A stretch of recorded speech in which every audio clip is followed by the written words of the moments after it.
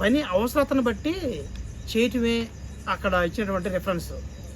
చాలామంది అనుకుంటారు శ్రద్ధగా పని చేస్తే మనం ఏలుబడి చేస్తామంట అనుకుంటారు. ఏలుబడి చేయటం అంటే ఏదో ప్రధానమంత్రి మోడీ గారిని తీసేసి మనం సీట్లో వెళ్ళి కూర్చోవడం కాదు.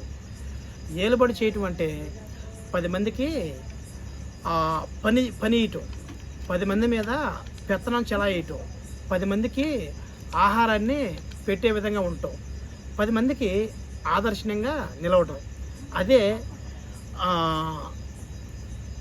ఏముంది అక్కడ చూడండి ఒకసారి 24లో, శ్రద్ధగా పనిచేయవాడు ఏలుబడి చేయను అంటే 10 మంది మీద పెత్తనం చెలాయించే వ్యక్తిగా ఉండడం.